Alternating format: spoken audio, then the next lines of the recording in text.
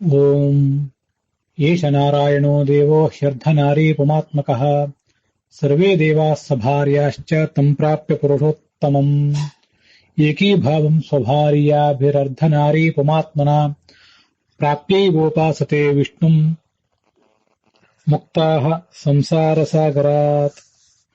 ಶ್ರೀ ಗುರುಭ್ಯೋ ನಮಃ. ಮಹಾಭಾರತ ಪ್ರವಚನ ಸರಣಿಯಲ್ಲಿ 1254ನೇ ಅನುಶಾಸನ ಪರ್ವದ 187ನೇ ಭಾಗ ಇದು.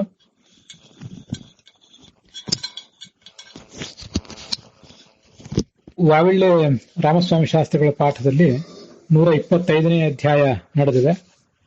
ಟಿ ಆರ್ ಕೃಷ್ಣಾಚಾರ್ಯರ ಪಾಠದಲ್ಲಿ 226ನೇ ಅಧ್ಯಾಯ, ವೈಷ್ಣವ ಪಾಠದಲ್ಲಿ 210ನೇ ಅಧ್ಯಾಯ, ಉತ್ತರ ಭಾರತದ ಪಾಠದಲ್ಲಿ ಈ ಭಾಗ ಕಂಡು ಬರೋದಿಲ್ಲ ಅನ್ನೋದನ್ನ ನಾವು ನೋಡಿದ್ದೇವೆ. ಸ್ತ್ರೀ ಪುರುಷ ಸ್ವಭಾವ ಅಂತನ್ನೋದು ಸ್ವಾಭಾವಿಕವೋ ಅಥವಾ ಕರ್ಮದಿಂದ ಬರುವಂಥದ್ದು ಅನ್ನೋದನ್ನ ಈ ಭಾಗದಲ್ಲಿ ನಾವು ನೋಡ್ತಾ ಇದ್ದೇವೆ. ಸ್ವಸ್ತ್ಯಸ್ತು ಸತಾಂ ಅಶೇಷ ಸನ್ಮಂಗಲಾನಿ ಭವಂತು.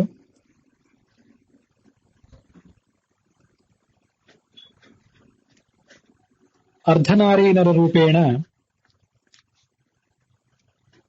ಹರೇಣ ರುದ್ರೇಣ ರುದ್ರಾಣೀಂ ಪ್ರತಿ ಈ ಧರ್ಮಾಃ ಮಹಾಭಾರತಸ್ಯ ಅನುಶಾಸನ ಪರ್ವಣಿ ಪ್ರೋಚ್ಯಂತೆ ತೇ ಅತ್ರ ಅನೂದ್ಯಂತೆ. ರುದ್ರಾಣಿ ರುದ್ರಂ ಏವಂ ಅಪ್ರಾಕ್ಷೀತ್. ಕಿಮಿದಂ ಸ್ತ್ರೀತ್ವಂ ಪುರುಷತ್ವಂ ವಾ ಸ್ವಾಭಾವಿಕಂ ಉತಾಹೋ ಕರ್ಮಕೃತಮಿತಿ. ತದೇತದ್ವ್ಯಾಕುರ್ವತ ಪಾರ್ವತಿ ಪತಿನ ಮಹಾಭಾರತೆ ಯತ್ ಪ್ರತ್ಯಪಾದಿ ಯಚ್ಚ ಐತರೇಯ ಉಪನಿಷದ್ ಭಾಷ್ಯೆ ಐತರೇಯ ಉಪನಿಷದೆ एवं भागवत तात्पर्ये महाभारत तात्पर्य निर्णये च भगवता सर्वमूलकारेण निर्णायि ते इदानीम् आकर्ण्यन्ते गते दिवसे समाकर्ण्यन्त च.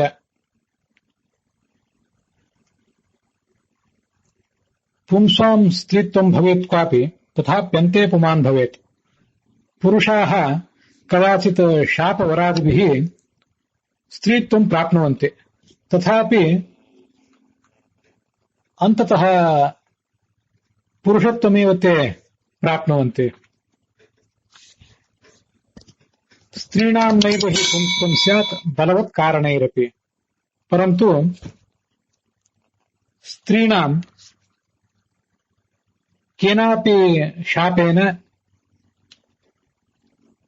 न वा केनापि शापेन न च केनापि वरेण पुरुषत्वं प्राप्तुं शक्यते. अत एव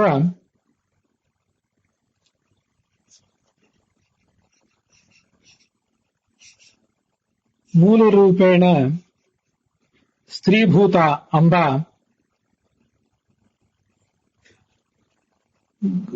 तुम्बुरु नामकस्य गन्धर्वस्य आवेशकारणेनैव तस्य पुरुषदेहं प्राप, पुरुषस्वभावं च प्राप. ಕಳೆದ ದಿವಸ ಇದನ್ನೆಲ್ಲ ನಾವು ನೋಡಿದ್ದೇವೆ. ಅದರ ಸಂಕ್ಷಿಪ್ತ ಅನುವಾದವನ್ನು ಕೂಡ ಈಗ ನೋಡಿದ್ದೇವೆ. ಪುರುಷರು ಯಾವತ್ತೂ ಕೂಡ ಸ್ತ್ರೀ ಆಗಬಲ್ಲರು ಯಾವಾಗಾದ್ರೂ, ಆದರೂ ಮತ್ತೆ ಕೊನೆಗೆ ಸ್ತ್ರೀಯರೇ ಆಗ್ತಾರೆ. ನಾವು ಪುರುಷರು ಸ್ತ್ರೀಯಾಗಿದ್ದಂತಹ ಕೆಲವು ಘಟನೆಗಳನ್ನ ಕಳೆದ ದಿವಸ ನೋಡಿದ್ದೇವೆ. ಇಲ ಅಂತ ಒಬ್ಬ, ಅವನು ಮನುವಿನ ಮಗ.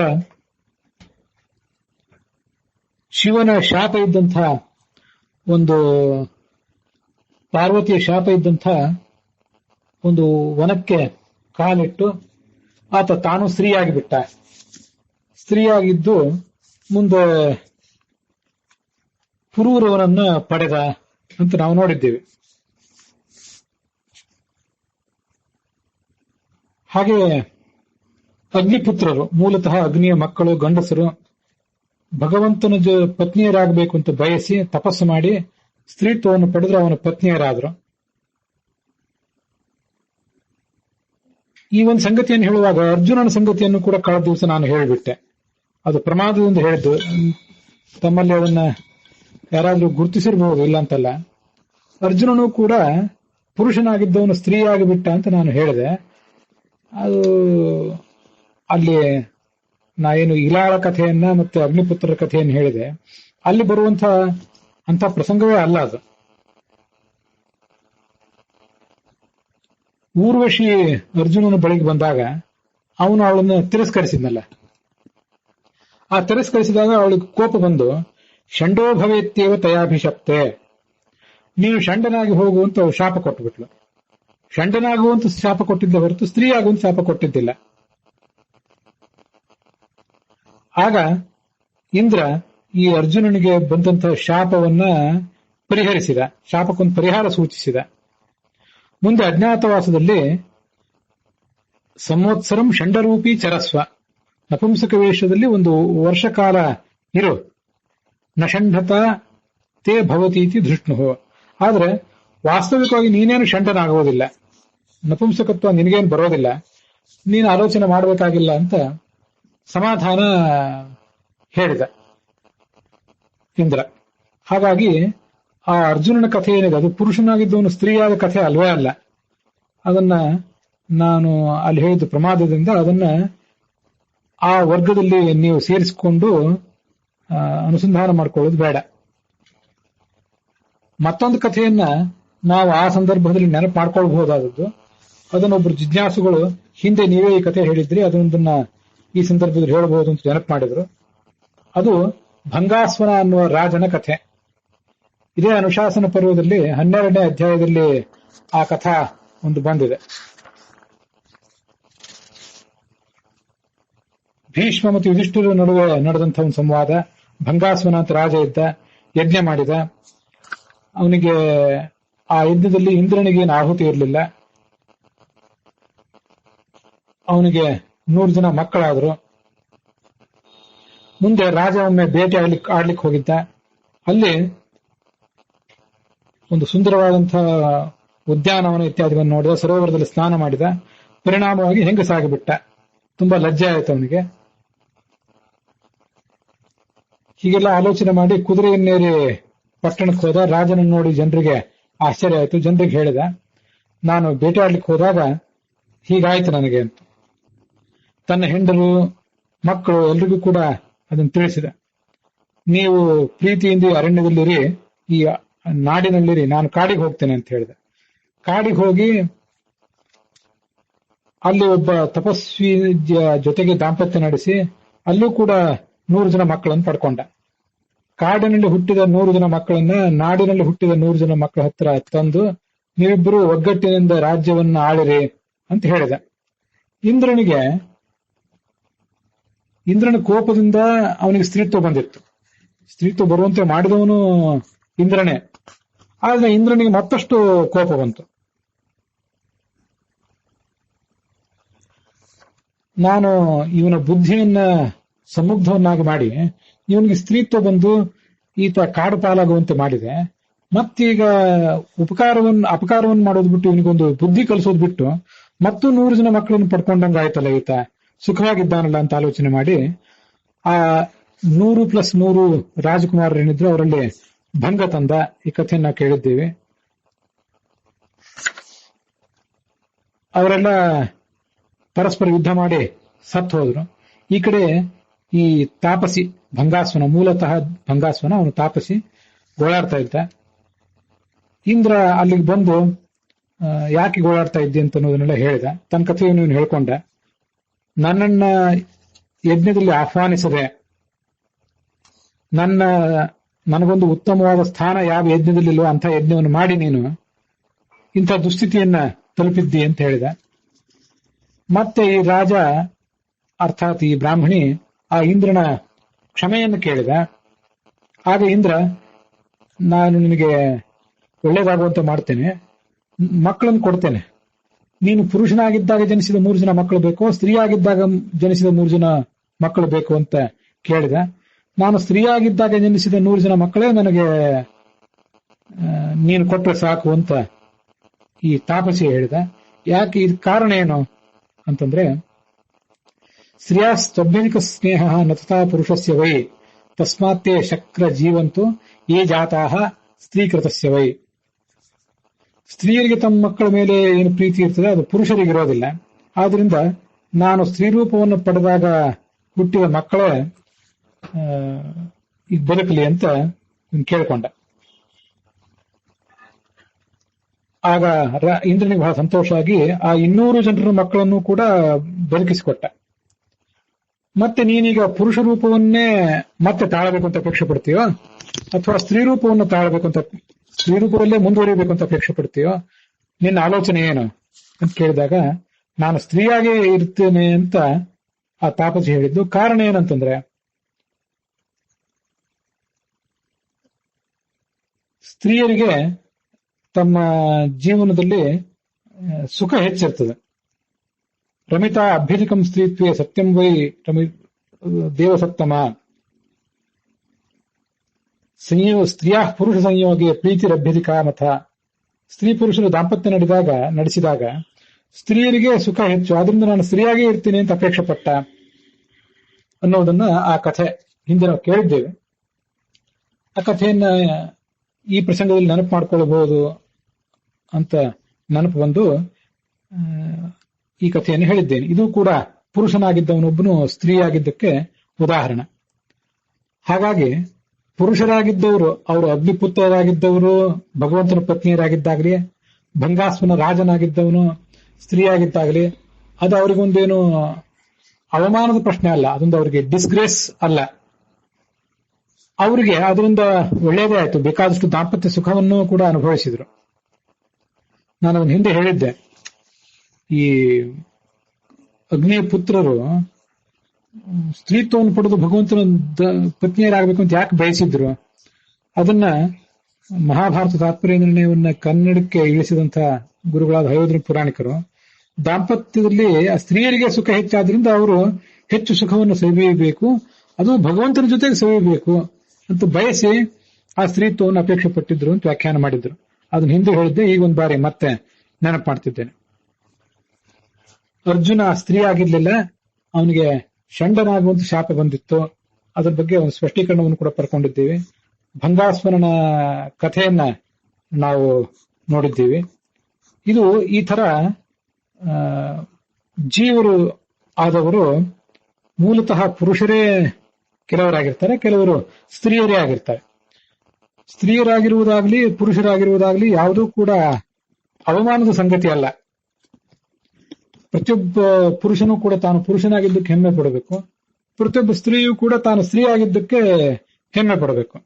ಯಾಕೆಂತಂದ್ರೆ ಪ್ರತಿಯೊಬ್ಬರಿಗೂ ಆ ಪರಮಾತ್ಮನ ಪುರುಷ ರೂಪ, ಪರಮಾತ್ಮನಿಗೆ ಸ್ತ್ರೀ ರೂಪವೂ ಇದೆ. ಪರಮಾತ್ಮನ ಸ್ತ್ರೀ ರೂಪಗಳು ಸ್ತ್ರೀಯರಿಗೆ ಬಿಂಬವಾಗ್ತವೆ, ಪರಮಾತ್ಮನ ಪುರುಷ ರೂಪಗಳು ಪುರುಷನಿಗೆ ಬಿಂಬ ಆಗ್ತವೆ. ಈ ಇಡೀ ವಿಶ್ವದಲ್ಲಿಯೇ ಪರಮಾತ್ಮ ಒಬ್ಬನಿಗೆ ಮಾತ್ರ ಸ್ತ್ರೀ ರೂಪವೂ ಇದೆ, ಪುರುಷ ರೂಪವೂ ಇದೆ. ಇನ್ನು ಉಳಿದವರೆಲ್ಲರಿಗೂ ಕೂಡ ಕೇವಲ ಸ್ತ್ರೀತ್ವ ಅಥವಾ ಕೇವಲ ಪುರುಷತ್ವ. ಲಕ್ಷ್ಮೀದೇವಿಗೂ ಕೂಡ ಸ್ವರೂಪ ದೇಹದಲ್ಲಿ ಅವರೆಲ್ಲರೂ ಕೂಡ ಕೇವಲ ಸ್ತ್ರೀಯಾಗಿರ್ತಾರೆ ಅಥವಾ ಕೇವಲ ಪುರುಷರಾಗಿರ್ತಾರೆ. ಪುರುಷರಾಗಿದ್ದವರು ಶಾಪವರಾದಿಗಳ ಕಾರಣದಿಂದಾಗಿ ಸ್ತ್ರೀ ದೇಹವನ್ನು ಪಡೆಯಬಹುದಷ್ಟೇ, ಆತ್ಮ ಸ್ತ್ರೀಯಾಗಿ ಬದಲಾವಣೆ ಹೊಂದುವುದಿಲ್ಲ. ಅದನ್ನು ತಿಳ್ಕೋಬೇಕು. ಈ ಸ್ತ್ರೀಗೂ ಕೂಡ ಈ ಶಿಖಂಡಿನಿ ಮೊದಲಾದವರಿಗೆ, ಶಿಖಂಡಿನಿ ಇದ್ದವರು ಶಿಖಂಡಿ ಆದ್ಲಲ್ಲ, ದೇಹ ಮಾತ್ರ ಬದಲಾವಣೆ ಕಂಡಿತ್ತು, ಬೇರೊಂದು ಪುರುಷ ದೇಹ ಬಂದಿತ್ತು. ಅದರಂತೆ ತುಂಬೂರು ಗಂಧರ್ವಲ್ಲಿ ಒಳಗಿದ್ದರಿಂದ ಸ್ವಭಾವವೂ ಬಂದಿತ್ತು. ಆದ್ರೆ ಒಳಗಿರುವ ಸ್ತ್ರೀ ಆತ್ಮ ಯಾವತ್ತೂ ಕೂಡ ಪುರುಷಾತ್ಮವಾಗಿ ಬದಲಾವಣೆ ಹೊಂದಿರಲಿಲ್ಲ.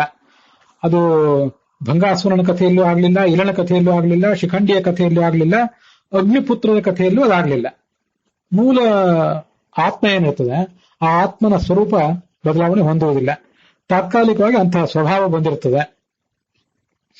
ಅಗ್ನಿಪುತ್ರರು ಇಲ ಮೊದಲಾದವರಿಗೆ ಬೇರೊಬ್ಬರ ಸಹಕಾರ ಇಲ್ಲದೇನೆ ಬಂದಿತ್ತು. ಶಿಖಂಡಿನಿಗೆ ಮಾತ್ರ ತುಂಬುರುವಿನ ಸಹಕಾರದಿಂದ ಬಂದಿತ್ತು ಅನ್ನೋದು ಇದು ನಾವು ತಿಳ್ಕೊಳ್ಬೇಕಾದಂತಹ ಒಂದು ಸಂಗತಿ. ಈ ಪುರುಷರು ಪುರುಷರಾಗಿ ಇರ್ತಾರೆ, ಸ್ತ್ರೀಯರು ಸ್ತ್ರೀಯರಾಗಿರ್ತಾರೆ ಅಂತ ಅನ್ನೋದನ್ನ ನಾವೇನ್ ನೋಡಿದ್ವಲ್ಲ, ಇದಕ್ಕೆ ಸಂಬಂಧಪಟ್ಟಂತೆ ನಾವು ನೋಡುವಾಗ ಭಗವಂತನಿಗೆ ಮಾತ್ರ ಸ್ತ್ರೀ ರೂಪವೂ ಇದೆ, ಪುರುಷ ರೂಪವೂ ಇದೆ ಅಂತ ಅನ್ನೋದನ್ನು ಕೂಡ ಗಮನಕ್ಕೆ ತಂದುಕೊಂಡಿವು. ಅದನ್ನ ಐತರೇಯ ಉಪನಿಷತ್ನಲ್ಲಿ ನೈನಂ ವಾಚಾ ಸ್ತ್ರೀಯಂ ಬ್ರುವನ್ ನೈನಮಸ್ತ್ರೀ ಪುಮಾನ್ ಬ್ರುವನ್ ಪುಮಾಂಸಂ ನ ಬ್ರುವನ್ನೇನಂ ವದನ್ ವದತಿ ಕಶ್ಚನ ಅಂತ ಹೇಳ್ತಾರೆ. ಸ್ತ್ರೀ ರೂಪ ಪುರುಷ ರೂಪ ಎರಡೂ ಇದೆ ಭಗವಂತನಿಗೆ. ಅವನನ್ನ ಕೇವಲ ಸ್ತ್ರೀ ಅಂತ ಯಾರಾದರೂ ಉಪಾಸನೆ ಮಾಡಿದರೆ, ಭಗವಂತನನ್ನ ಶಕ್ತಿ ರೂಪದಿಂದ ಉಪಾಸನೆ ಮಾಡುವರು, ಸ್ತ್ರೀ ಅಂತ ಮಾತ್ರ ಉಪಾಸನೆ ಮಾಡುವವರು ಯಾರಾದರೂ ಇದ್ರೆ ಅವರು ತಪ್ಪಾಗಿ ತಿಳಿದಿದ್ದಾರೆ, ಅವರು ಅಜ್ಞಾನಿಗಳೇ.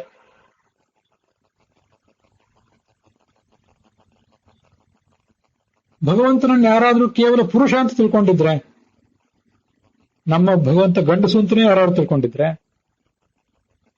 ನಮ್ಮ ಭಗವಂತ ಸ್ತ್ರೀ ಮಾತ್ರ ಅಂತ ಯಾರಾದ್ರು ತಿಳ್ಕೊಂಡಿದ್ರೆ, ಆ ಇಬ್ರು ಕೂಡ ಅಜ್ಞಾನಿಗಳೇ.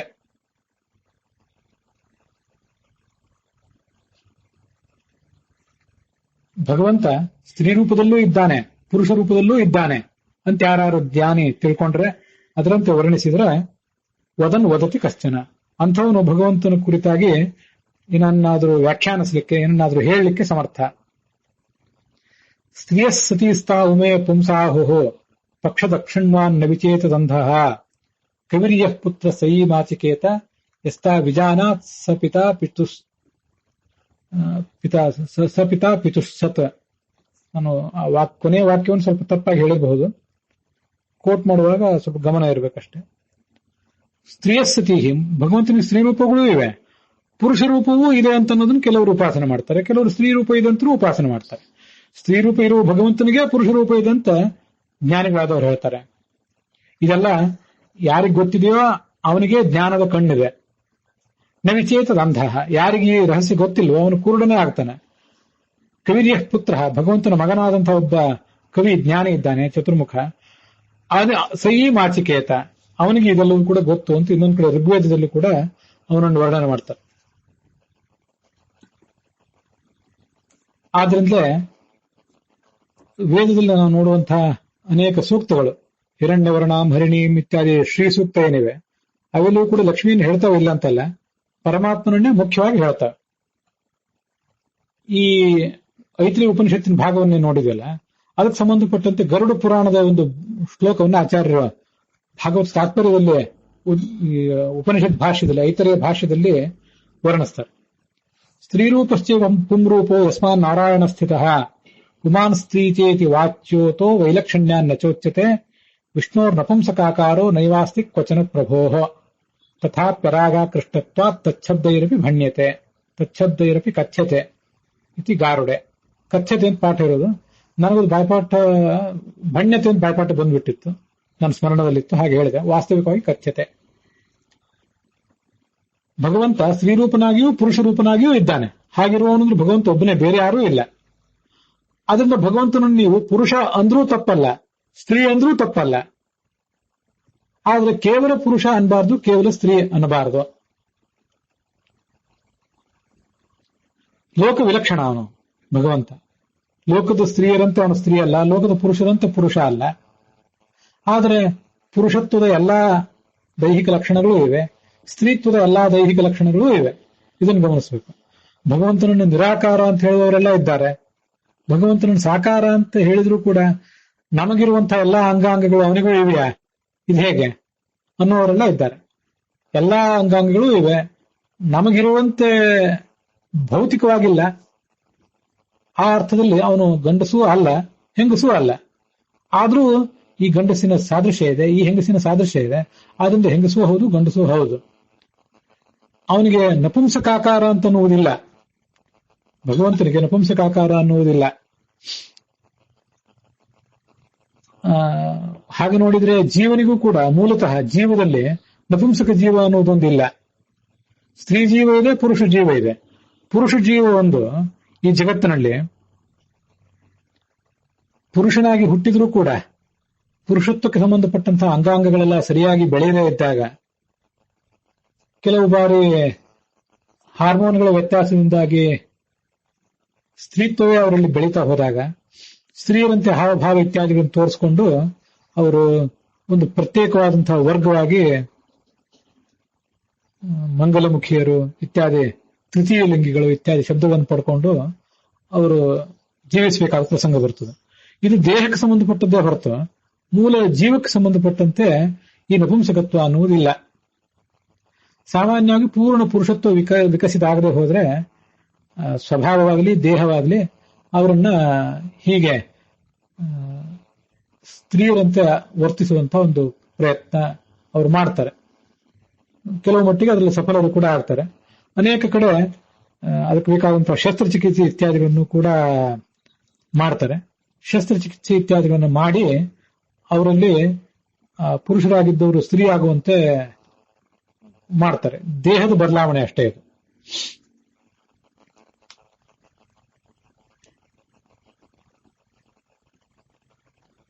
ಅನೇಕ ಪ್ರಸಂಗಗಳಲ್ಲಿ ನಾವು ಜಗತ್ತಿನಲ್ಲಿ ನೋಡಿರ್ತೇವೆ. ಕೆಲವು ಬಾರಿ ಸ್ತ್ರೀಯರ ಬಗ್ಗೆನೇ ಆಕರ್ಷಣೆ ಅಥವಾ ಪುರುಷರ ಬಗ್ಗೆನೇ ಆಕರ್ಷಣೆ, ಆ ಸಮಾನ ಲಿಂಗಿಗಳ ಜೊತೆಗೇನೆ ಜೀವನ ಇತ್ಯಾದಿಗಳನ್ನು ಮಾಡುವಂತಹ ಒಂದು ಪ್ರವೃತ್ತಿಯು ನಡೆದಿರ್ತದೆ. ಅದೆಲ್ಲ ವಾಸ್ತವಿಕವಾಗಿ ದೋಷಕರ. ಯಾಕೆಂದ್ರೆ ಶಾಸ್ತ್ರ ಹೇಳುವುದು ಈ ದಾಂಪತ್ಯ ಜೀವನ ಇತ್ಯಾದಿ ಏನಿದೆ ಅದೆಲ್ಲವೂ ವಿಷ್ಣು ಪುತ್ರಾತ್ವ ಮಾನುಷ ಅಂತ. ಮನುಷ್ಯ ಗಂಡಸಾಗಲಿ ಹೆಂಗಸಾಗಲಿ ಒಬ್ಬ ವ್ಯಕ್ತಿಯನ್ನು ಮದುವೆ ಮಾಡಿಕೊಂಡು ದಾಂಪತ್ಯ ಜೀವನ ನಡೆಸಿ ಆ ಮೂಲಕ ಮಕ್ಕಳನ್ನು ಪಡ್ಕೊಂಡ್ರೆ ಆ ದಾಂಪತ್ಯ ಜೀವನದ ಸಾರ್ಥಕ್ಯ. ಭಗವಂತನ ಪ್ರೀತಿ ಆಗುವುದು ಕೂಡ ಅದರಿಂದಲೇ. ಹಿಂದೆ ಅವನು ನೋಡಿದ್ದೇವೆ. ಅದ್ಯಾವುದೂ ಇಲ್ಲದೆ ಕೇವಲ ಒಂದು ಪ್ರಕೃತಿ ವಿರುದ್ಧವಾದಂತಹ ಆಕರ್ಷಣೆಯ ನಿಮಿತ್ತವಾಗಿ ಇಂಥವೆಲ್ಲ ಪ್ರವೃತ್ತಿಗಳನ್ನು ಮಾಡುವುದು ಅದು ಶಾಸ್ತ್ರಕ್ಕೆ ವಿರುದ್ಧವೂ ಕೂಡ ಆಗ್ತದೆ. ಆಧುನಿಕ ಕಾಲದಲ್ಲಿ ಪ್ರತಿಯೊಬ್ಬರಿಗೂ ತಮ್ಮ ತಮ್ಮದೇ ಆದ ಹಕ್ಕುಗಳಿವೆ ಅನ್ನುವುದಕ್ಕಾಗಿ ಅವರವರಿಗೆ ಹೇಗೆ ಅಪೇಕ್ಷಿತವೋ ಹಾಗೆ ಬದುಕಲಿಕ್ಕೆ ಅನುಕೂಲಗಳನ್ನು ಮಾಡಿಕೊಡ್ತಾರೆ, ಇಲ್ಲ ಅಂತಲ್ಲ. ವಾಸ್ತವಿಕವಾಗಿ ಅದೆಲ್ಲವೂ ಕೂಡ ಶಾಸ್ತ್ರ ಮತ್ತು ಸಂಪ್ರದಾಯಕ್ಕೆ ವಿರುದ್ಧ ಅಂತ ನಾವು ತಿಳ್ಕೊಳ್ಬೇಕು. ಅಂಥ ಒಂದು ಮನೋಭಾವವೂ ಕೂಡ ಸ್ತ್ರೀಯರಿಗೆ ಅಸಹಜವಾದ ಮನೋಭಾವ, ಪುರುಷರಿಗೆ ಅಸಹಜವಾದಂತಹ ಮನೋಭಾವ, ಇದೆಲ್ಲ ಬರ್ಲಿಕ್ಕೆ ಏನು ಕಾರಣಗಳು? ಕೆಲವರಿಗೆ ಇದೆಲ್ಲ ಸಂಶೋಧನೆಗಳ ಪ್ರಕಾರ ಕಂಡು ಬಂದದ್ದು. ಅವರವರ ಜೀನ್ಸ್ನಲ್ಲೇ ತಂದೆ ತಾಯಿಂದ ಏನು ವಂಶವಾಹಿಗಳು ಬಂದಿರ್ತವೆ, ಆ ಜೀನ್ಸ್ಗಳಲ್ಲೇ ಒಂದು ವ್ಯತ್ಯಾಸ, ಜೀನ್ಸ್ಗಳಲ್ಲಿ ಏನು ಗುಣ ಹರಿದು ಬಂದಿರ್ತದೆ, ಆ ಗುಣದ ಕಾರಣದಿಂದಾಗಿ ಸಮಾನ ಲಿಂಗಿಗಳ ಬಗ್ಗೆನೇ ಆಕರ್ಷಣೆ ಬೆಳೆಸ್ಕೋತಾರೆ ಅಂತ ಹೇಳ್ತಾರೆ. ಅನೇಕ ಬಾರಿ ಅಂತ ಏನು ಜೀನ್ಸ್ ಇಲ್ಲದೆ ಹೋದ್ರೂ ಕೂಡ, ವಂಶವಾಹಿಗಳು ಇಲ್ಲದೆ ಹೋದ್ರೂ ಕೂಡ ಕೆಲವು ತಾತ್ಕಾಲಿಕವಾದಂತಹ ಆಕರ್ಷಣೆಗಳು, ಇಂಥ ಭ್ರಮೆಗಳು, ಇವೆಲ್ಲ ಅನೇಕ ಜನರಲ್ಲಿ ಮುಂದೆ ಕೆಲವು ಕಾಲ ಆದ್ಮೇಲೆ ಅವ್ರು ಮತ್ತೆ ಸರಿ ಹೋಗ್ಬೋದು. ತಮ್ಮ ವಿರುದ್ಧ ಲಿಂಗಿಗಳ ಜೊತೆಗೇನೆ ಅವರು ಆಕರ್ಷಣೆಯನ್ನು ಹೊಂದಿ ಹಾಗೆ ಸಂಸಾರವನ್ನು ಕೂಡ ಮುಂದುವರಿಬಹುದು. ಆ ಶಕ್ತಿಯು ಅವ್ರಿಗೆ ಇರ್ತದಿಲ್ಲ ಅಂತಲ್ಲ. ಆದರೂ ತಾತ್ಕಾಲಿಕವಾದಂತಹ ಇಂಥ ಕೆಲವು ಅಸಹಜವಾದಂತಹ ಆಕರ್ಷಣೆಗಳು, ಭ್ರಮೆಗಳು, ಇವೆಲ್ಲ ಅನೇಕ ಜನರಿಗೆ ಬರಬಹುದು. ಸ್ತ್ರೀಯರಿಗೂ ಬರಬಹುದು, ಪುರುಷರಿಗೂ ಬರಬಹುದು. ಸ್ತ್ರೀಯರು ಮಾತ್ರ ಒಟ್ಟಾಗಿ ಜೀವಿಸುವಂತಹ ಕೆಲವು ವಾತಾವರಣಗಳು, ಪ್ರಸಂಗಗಳು ಇವೆಲ್ಲ ಬಂದಾಗ, ಪುರುಷರು ಮಾತ್ರ ಒಟ್ಟಾಗಿ ಜೀವಿಸುವಂತಹ ವಾತಾವರಣಗಳು, ಪ್ರಸಂಗಗಳು, ಅಂತಹ ಸನ್ನಿವೇಶಗಳು, ಜೀವಮಾನದ ಕೆಲವು ಘಟ್ಟಗಳು, ಇಂಥ ಎಲ್ಲ ಪ್ರಸಂಗಗಳಲ್ಲಿ ಇಂಥ ಕೆಲವು ವೈಚಿತ್ರ್ಯಗಳನ್ನ ಅನೇಕರು ಅನುಭವಿಸ್ತಾರೆ. ಅದನ್ನೆಲ್ಲ ನೀವು ಕೂಡ ಗಮನಿಸಿರ್ತೀರಿ, ಎಲ್ಲರಿಗೂ ಗೊತ್ತಿರುವಂತಹದ್ದು ಅದು. ಅದರ ಬಗ್ಗೆ ಸಾಕಷ್ಟು ಶಾಸ್ತ್ರದ ಜ್ಞಾನ ಇರಬೇಕು. ಇಂಥ ಅಸಹಜವಾದಂತಹ ಆಕರ್ಷಣೆಗಳು ಸಲ್ಲದು ಅಂತ ಅನ್ನೋದ್ರ ಬಗ್ಗೆ ಶಾಸ್ತ್ರದ ಜ್ಞಾನದಿಂದ ಅದನ್ನೆಲ್ಲ ದೂರ ಇಟ್ಕೋಬಹುದು. ಅದು ಒಂದು, ಇದನ್ನು ಕೂಡ ಒಬ್ರು ಜಿಜ್ಞಾಸುಗಳು ಹೇಳಿದ್ರು, ಹಾಗೆ ತಿಳಿಸಿರಿ ಅಂತ. ಯಾಕೆಂದ್ರೆ ಇದನ್ನ ಆಧುನಿಕರಾದಂತಹ ಮನೋವಿಜ್ಞಾನಿಗಳ ದೃಷ್ಟಿಯಲ್ಲೇ ಇದನ್ನು ಹೇಳಬೇಕು ಅಂತ ಹೋದ್ರೆ, ಅಥವಾ ಮನೋವಿಶ್ಲೇಷಣೆಕಾರರ ದೃಷ್ಟಿಯಲ್ಲೇ ಇದನ್ನು ಹೇಳಬೇಕು ಅಂತ ಹೋದ್ರೆ, ಅವ್ರದ್ದೇನು ಹಕ್ಕಿದೆ ಆ ಹಕ್ಕನ್ನು ಅವ್ರು ಅನುಭವಿಸ್ಲಿ ಬಿಡಿ ಆ ಅವಕಾಶವನ್ನು ಅವರು ಯಾಕೆ ಅವ್ರ ಕಡೆಯಿಂದ ನಾವು ಕಿತ್ಕೋಬೇಕು ಅಂತ ಹೀಗೆಲ್ಲ ಅವ್ರು ಹೇಳ್ತಾರೆ. ಅದು ಆಧುನಿಕ ಮನೋಭಾವ. ನಾವು ಆ ಮನೋವಿಜ್ಞಾನಿಗಳನ್ನ, ಮನೋವಿಶ್ಲೇಷಣಕಾರರನ್ನ ಟೀಕಿಸಬೇಕಾಗಿಲ್ಲ. ಆದ್ರೆ ಶಾಸ್ತ್ರದ ಒಂದು ಸಂಸ್ಕಾರ ಇತ್ಯಾದಿಗಳು ತಂದೆ ತಾಯಂದಿರಲ್ಲಿ ದೃಢವಾಗಿ ಬೇರೂರಿದ್ರೆ ಅವು ಮೂಲಕ ಮಕ್ಕಳು ಮೊಮ್ಮಕ್ಕಳಿಗೂ ಕೂಡ ಅದೆಲ್ಲ ಹರಿದು ಬಂದು ಇಂತಹ ಅಸಹಜವಾದಂತಹ ಆಕರ್ಷಣೆಗಳಿಂದ, ಅಸಹಜವಾದಂತಹ ಪ್ರಮಾದಗಳಿಂದ ಅವರು ದೂರ ಇರ್ಲಿಕ್ಕೆ ಸಾಧ್ಯ ಆಗ್ತದೆ. ಅದಕ್ಕೆ ಬೇಕಾದಂತಹ ಒಂದು ವಾತಾವರಣವನ್ನ ಸಮಾಜ, ಕುಟುಂಬ ಇವೆಲ್ಲ ಕೊಡಬೇಕು ಅಂತ ನಂದೊಂದು ಆಲೋಚನೆ. ಅದು ದೈಹಿಕ ದೋಷವೇ ಇರಲಿ, ಮಾನಸಿಕ ದೋಷವೇ ಇರಲಿ, ಜೀನ್ಸ್ ಇರಲಿ ಅಥವಾ ಮತ್ಯಾವುದೇ. ಯಾಕಂದ್ರೆ ಮನುಷ್ಯನಿಗೆ ಪ್ರೇಮ ಕಾಮಗಳ ಬಗ್ಗೆ ಬಹಳಷ್ಟು ಭ್ರಮೆಗಳಿರ್ತವೆ. ಇದು ಸಣ್ಣ ವಯಸ್ಸಿನಿಂದ ಹದಿ ವಯಸ್ಸಿನಲ್ಲಿ, ಯೌವನದಲ್ಲಿ, ಮಧ್ಯ ವಯಸ್ಸಿನಲ್ಲಿ, ಮುಪ್ಪಿನಲ್ಲಿ ಯಾವ ಸಂದರ್ಭದಲ್ಲೂ ಕೂಡ ಮನುಷ್ಯನನ್ನು ಕಾಡುವಂತಹ ಭ್ರಮಗಳಿವು ಕಾಮ ಮತ್ತು ಪ್ರೇಮದ ಬಗ್ಗೆ. ಅದಕ್ಕಾಗಿ ಇಂಥದ್ರ ಬಗ್ಗೆ ಎಲ್ಲ ಶಾಸ್ತ್ರೋಕ್ತವಾದಂತಹ ಒಂದು ಉಪದೇಶ, ಅದರ ಮೂಲಕವೇ ಮನುಷ್ಯ ಪರಿಹಾರವನ್ನು ಕಂಡುಕೊಳ್ಳಬೇಕು, ಅವನಿಗೆ ಅದನ್ನು ಕೊಡುವಂತಹ ಪ್ರಯತ್ನವನ್ನು ಮಾಡಬೇಕು ಅಂತ ಅರ್ಥ. ತೀರಾ ಚಿಕ್ಕ ವಯಸ್ಸಿನಲ್ಲಿ ಇಂಥ ತಿಳುವಳಿಕೆಗಳನ್ನು ಕೊಡ್ಲಿಕ್ಕೆ ಆಗದೇ ಇರಬಹುದು. ಆದರೂ ಯಾರಿಗೆ ಯಾವ ವಯಸ್ಸಿನಲ್ಲಿ ಎಷ್ಟು ತಿಳುವಳಿಕೆಯನ್ನು ಕೊಡಬೇಕು ಅನ್ನೋದನ್ನ ಶಿಕ್ಷಣ ತಜ್ಞರು ಮೊದಲಾದವರೆಲ್ಲ ಆಲೋಚನೆ ಮಾಡಿ ಕೊಡಿಸುವಂತಹ ಒಂದು ಪ್ರಯತ್ನವನ್ನಾದ್ರೂ ಮಾಡಬೇಕು ಅಂತ ನನ್ನದೊಂದು ಆಲೋಚನೆ. ಅಂತೂ ಇದು ಅಸಹಜ ಅಂತನ್ನುವುದು ನಮಗೆ ಗೊತ್ತಿರಬೇಕು. ಶಾಸ್ತ್ರದಲ್ಲಿ, ಸಂಪ್ರದಾಯದಲ್ಲಿ ಇದಕ್ಕೆ ಪ್ರೋತ್ಸಾಹ ಇಲ್ಲ ಅನ್ನೋದನ್ನು ನಾವು ಗಮನಿಸಬೇಕು. ಸ್ತ್ರೀಯರಾಗೇ ಇದ್ರೆ ಅದು ಅವರ ಸಾಧನೆಗೇನು ಭಂಗ ಇಲ್ಲ, ಅದನ್ನು ಕೂಡ ನಾವು ಗಮನಿಸಬೇಕು. ನಾನು ಅದನ್ನು ಈಗಾಗಲೇ ಹೇಳಿದೆ. ಲಕ್ಷ್ಮೀದೇವಿಯೂ ಕೂಡ ಸ್ವಾಭಾವಿಕವಾಗಿ ಸ್ತ್ರೀನೇ ಆಗಿದ್ದಾಳೆ. ಭಗವಂತನ ಒಂದು ಸ್ತ್ರೀ ರೂಪ ಅವಳಿಗೂ ಬಿಂಬವೇ ಆಗಿದೆ. ಜಗತ್ತಿನಲ್ಲಿ ಅನೇಕ ಜನ ಸ್ತ್ರೀಯರು ಇದ್ದಾರೆ. ಸ್ತ್ರೀಯರದೇ ಒಂದು ವರ್ಗ ಇದೆ, ಪುರುಷರದೇ ಒಂದು ವರ್ಗ ಇದೆ. ಅನೇಕ ಜನ ಸ್ತ್ರೀಯರಿಗಿಂತ ಪುರುಷರವರು ತಾರತಮ್ಯ ದೃಷ್ಟಿಯಿಂದ ಮೇಲಿನವರು ಇರಬಹುದು. ಹಾಗೇನೆ ಅನೇಕ ಪುರುಷರು ಮತ್ತೆಷ್ಟೋ ಜನ ಸ್ತ್ರೀಯರಿಗಿಂತ ತಾರತಮ್ಯದಲ್ಲಿ ಕೆಳಗಿನವರು ಇರಬಹುದು ಅನ್ನೋದನ್ನು ಗಮನಿಸಬೇಕು. ಒಟ್ಟಾರೆ ಪುರುಷ ವರ್ಗವೇ ಸ್ತ್ರೀ ವರ್ಗಕ್ಕಿಂತ ಶ್ರೇಷ್ಠ ಅನ್ನುವುದನ್ನು ಶಾಸ್ತ್ರೆಯಲ್ಲಿ ಹೇಳಲಿಲ್ಲ. ಇಲ್ಲಿ ನಾವು ಜಗತ್ತಿನಲ್ಲಿ ಮಾಡಿಕೊಂಡಿರುವಂತಹ ಗಂಡ ಹೆಂಡತಿ ಮೊದಲಾದವುಗಳು ಬಂದಾಗ ಗಂಡನಾದವನು ವಯಸ್ಸಿನಿಂದ, ಸಂಬಂಧದ ದೃಷ್ಟಿಯಿಂದ ಹೆಂಡತಿಗೆ ಗೌರವನೀಯನಾಗಿರ್ತಾನೆ, ಪೂಜ್ಯನಾಗಿರ್ತಾನೆ. ಇಂಥ ಕೆಲವು ಸಂಬಂಧಗಳನ್ನು ಹೊರತುಪಡಿಸಿದ್ರೆ ಒಟ್ಟಾರೆ ಈ ವಿಶ್ವದ ವ್ಯವಸ್ಥೆಯಲ್ಲಿ ಪುರುಷ ಜೀವರು ಸ್ತ್ರೀ ಜೀವಕ್ಕಿಂತ ಶ್ರೇಷ್ಠರು ಅನ್ನೋದ್ರ ಬಗ್ಗೆ ಯಾವುದೇ ಆಧಾರಗಳು ಎಲ್ಲಿಯೂ ಶಾಸ್ತ್ರದಲ್ಲೂ ಕಾಣಿಸೋದಿಲ್ಲ. ಯಾಕೆಂದ್ರೆ ಭಗವಂತನಿಗೆ ಸ್ತ್ರೀ ರೂಪಗಳು ಇವೆ, ಪುರುಷ ರೂಪಗಳು ಇವೆ. ಎಷ್ಟು ಪುರುಷ ರೂಪಗಳಿವೆ, ಎಷ್ಟು ಸ್ತ್ರೀ ರೂಪಗಳಿವೆ, ಸ್ತ್ರೀ ರೂಪಗಳು ಜಾಸ್ತಿ ಇವೆಯೋ, ಪುರುಷ ರೂಪಗಳು ಜಾಸ್ತಿ ಇವೆಯೋ ಅಂತ ಹೀಗೆಲ್ಲ ಜಿಜ್ಞಾಸೆಯನ್ನ ಕೆಲವರು ನನ್ನ ಮುಂದೆ ಇಟ್ಟಿದ್ದಾರೆ. ಅದ್ರ ಬಗ್ಗೆ ಶಾಸ್ತ್ರಗಳಲ್ಲಿ ಯಾವ ರೂಪ ಜಾಸ್ತಿ ಇದೆ ಅಂತ ಎಲ್ಲೂ ಹೇಳಲಿಲ್ಲ. ಆದ್ರೂ ನನ್ನದೊಂದು ಆಲೋಚನೆ, ಶಾಸ್ತ್ರದಲ್ಲೆಲ್ಲೂ ಹೇಳದೆ ಹೋದ್ರೂ ಕೂಡ ಒಟ್ಟಾರೆ ಸ್ತ್ರೀಯರು ಮತ್ತು ಪುರುಷರು ಸಮಸಂಖ್ಯೆಯಲ್ಲೇ ಇದ್ದಿರಬೇಕು. ಅವರು ಸಾತ್ವಿಕರೇ ಆಗಲಿ, ರಾಜಸರೇ ಆಗಲಿ, ತಾಮಸರೇ ಆಗಲಿ, ಒಟ್ಟಾರೆ ಸ್ತ್ರೀಯರು ಮತ್ತು ಪುರುಷರು ಸಮಸಂಖ್ಯೆಯಲ್ಲಿ ಇದ್ದಾರೆ. ಹಾಗಾಗಿ ಅವರಿಗೆ ಬಿಂಬರೂಪವಾಗಿ ಭಗವಂತನ ರೂಪಗಳು ಕೂಡ ಸಮಾನ ಸಂಖ್ಯೆಯಲ್ಲೇ ಇದ್ದಿರಬೇಕು. ಭಗವಂತನ ಸ್ತ್ರೀ ಪುರುಷ ರೂಪಗಳು ಮತ್ತು ನಾವೆಲ್ಲ ಸ್ತ್ರೀಯರು ಪುರುಷರು ಏನಿದ್ದೇವೆ ಇವರೆಲ್ಲರ ಒಂದು ಸಮತೋಲನದ ಸಂಖ್ಯೆಯಿಂದಲೇ ಈ ಜಗತ್ತೆಲ್ಲ ನಡೆದಿದೆ ಅಂತ ನನಗೆ ಕಾಣಿಸೋದು.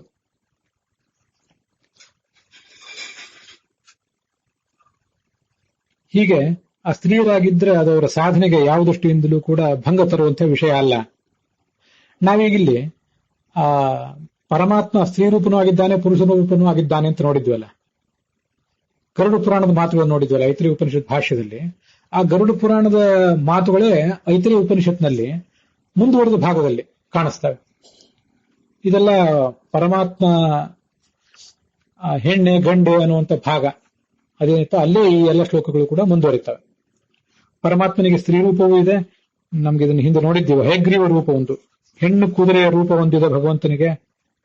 ಮತ್ತೆ ಪೃಥ್ವಿಯಲ್ಲಿ ಒಂದು ಸ್ತ್ರೀ ರೂಪ ಇದೆ ಆತಂದು.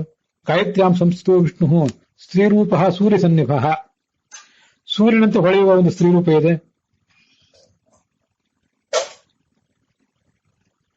ತೃತೀಯೋ ವಾಚಿ ಸಂಸ್ಥಶ್ಚ ಸ್ತ್ರೀರೂಪೋ ಹೈಶೀರ್ಷಕ, ವಾಕ್ನಲ್ಲಿ ವಾಂಗ್ ನಿಯಾಮಕವಾಗಿರುವಂತಹ ಒಂದು ರೂಪ, ಅದು ಹೈಗ್ರೀವ ರೂಪ. ಚತುರ್ಥ ಪೃಥ್ವಿ ಸಂಸ್ಥಾ ಸ್ತ್ರೀರೂಪ ಪೀತವರ್ಣಕಃ, ಹಳದಿ ಬಣ್ಣದ ಒಂದು ಸ್ತ್ರೀ ರೂಪ ಪೃಥ್ವಿಯಲ್ಲಿಯೂ ಕೂಡ ಇದೆ ಅಂತ ವರ್ಣನೆ ಮಾಡಿದ್ದಾರೆ. ಆದ್ರಿಂದಲೇ ನಾವು ಇದನ್ನು ಗಮನಿಸಬೇಕು. ಸೂರ್ಯನಲ್ಲಿ ಸ್ತ್ರೀರೂಪ ಸೂರ್ಯ ಸನ್ನಿಭ, ಸೂರ್ಯನಲ್ಲಿ ನಾವು ಧ್ಯಾನಿಸಬೇಕಾದಂತಹ ಒಂದು ರೂಪ, ಅದು ಹೈಗ್ರೀವ ರೂಪ, ನಮಗೆ ಜ್ಞಾನ ಕೊಡುವಂತಹ ರೂಪ. ಪೃಥ್ವಿಯಲ್ಲಿ ಇದ್ದು ನಮಗೆ ಅನ್ನಾದಿಗಳನ್ನು ಕೊಡುವಂತಹ ರೂಪ. ಸೂರ್ಯನಲ್ಲೂ ಕೂಡ ಆ ರೂಪ ಇದೆ. ಸೂರ್ಯ ಸನ್ನಿಭ ಅಂತ ಹೇಳಿದ್ದಾರೆ, ಸೂರ್ಯನಲ್ಲಿ ಇದೆ ಅಂತ ಹೇಳಲಿಲ್ಲ ಅಲ್ಲಿ. ಆದ್ರೂ ಸೂರ್ಯನಲ್ಲಿದ್ದು ನಾವು ಬೆಳಕನ್ನ, ವಾಕ್ನಲ್ಲಿದ್ದು ಜ್ಞಾನದ ಬೆಳಕನ್ನ, ಪೃಥ್ವಿಯಲ್ಲಿದ್ದು ನಮಗೆ ಅನ್ನಾದಿಗಳನ್ನು ಕೊಡುವಂತ, ಆಶ್ರಯವನ್ನು ಕೊಡುವಂತ, ಎಲ್ಲದಕ್ಕೂ ಅನ್ನವನ್ನು ಕೊಟ್ಟಿದ್ದಾಳೆ, ಆಶ್ರಯವನ್ನು ಕೊಟ್ಟಿದ್ದಾಳೆ ಪೃಥ್ವಿ. ಅಲ್ಲೆಲ್ಲ ಭಗವಂತ ಸ್ತ್ರೀರೂಪನಾಗಿದ್ದು ನಮಗೆ ಇಂಥ ಒಂದು ಅನುಗ್ರಹವನ್ನು ಮಾಡಿದ್ದಾನೆ ಅಂತ ನಾವು ತಿಳ್ಕೋಬೇಕು. ಹಾಗಾದ್ರೆ ಲಕ್ಷ್ಮೀದೇವಿ ಮೊದಲಾದವರು ಕೇವಲ ಸ್ತ್ರೀಯರಾಗಿರ್ತಾರೆ ಅಂತ ಬಂತು.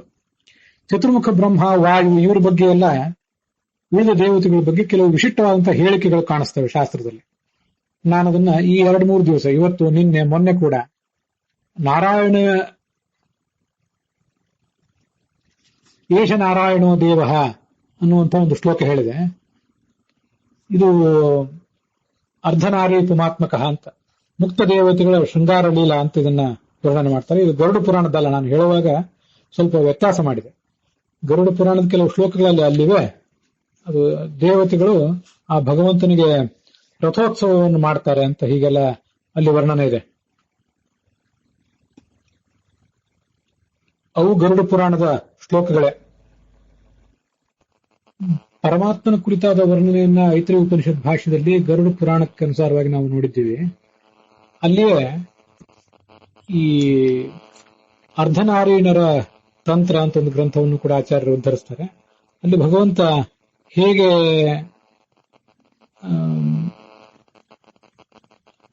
ಪೂಜೆಯನ್ನ, ದೇವತೆಗಳಿಂದ ಪೂಜೆಯನ್ನ ಸ್ವೀಕರಿಸ್ತಾನೆ ಅಂತ ಅನ್ನೋದನ್ನ ಅಲ್ಲಿ ಹೇಳ್ತಾರೆ. ಇದನ್ನೇ, ಈ ಶ್ಲೋಕವನ್ನೇ ನಾನು ಒಂದು 2-3 ದಿವಸಗಳಿಂದ ಮಂಗಲಾಚರಣ ರೂಪದಲ್ಲಿ ಹೇಳಿದ್ದೆ. ಭಗವಂತ ಅರ್ಧನಾರೀನರ ರೂಪನಾಗಿರ್ತಾನೆ. ನಮಗೆ ಶಿವ ಅರ್ಧನಾರೀನರ ರೂಪನಾಗಿರ್ತಾನೆ ಅಂತ ಅನ್ನೋದು ಗೊತ್ತಿದೆ. ಭಗವಂತನು ಕೂಡ ಅರ್ಧನಾರೀನರ ರೂಪನಾಗಿರ್ತಾನೆ. ಅವನನ್ನ ಈ ಎಲ್ಲ ದೇವತೆಗಳು ಕೂಡ ಸಪತ್ನೀಕರಾಗಿ ಅವನ ಬಳಿಗೆ ಬಂದು ತಾವು ತಮ್ಮ ಪತ್ನಿಯರ ಜೊತೆಗೆ ಅರ್ಧನಾರೀನರ ರೂಪವನ್ನ ತಾಳ್ತಾರೆ. ಪ್ರಾಪ್ಯೈವ ಉಪಾಸತೆ ವಿಷ್ಣು ಏಕೀಭಾವಂ ಸ್ವಭಾರ್ಯಾಭಿ ಅರ್ಧನಾರಿ ಪುಮಾತ್ಮನ, ಅರ್ಧನಾರೀನರ ರೂಪವನ್ನ ಅವರೆಲ್ಲ ತಾಳ್ತಾರೆ. ಪ್ರಾಪ್ಯೈವ ಉಪಾಸತೆ ವಿಷ್ಣು ಮುಕ್ತಾಹ ಸಂಸಾರ ಸಾಗರಾತ್. ಹೀಗೆ ಸಂಸಾರ ಸಾಗರದಿಂದ ಮುಕ್ತರಾದಂತಹ ಈ ದೇವತೆಗಳೇನಿದ್ದಾರೆ ಭಗವಂತನನ್ನ ಅರ್ಧನಾರೀನರ ರೂಪದಿಂದ ಉಪಾಸಿಸ್ತಾರೆ ಅಂತ ಅಲ್ಲಿ ವರ್ಣನ ಇದೆ. ಇಲ್ಲಿ ಭಗವಂತ ಅರ್ಧನಾರೀನರ ರೂಪನಾಗಿರ್ತಾನೆ ಅಂತ ಬಂದಿದೆ. ಇದಲ್ಲದೆ ದೇವತೆಗಳ ಬಗ್ಗೆ ಬಂತು.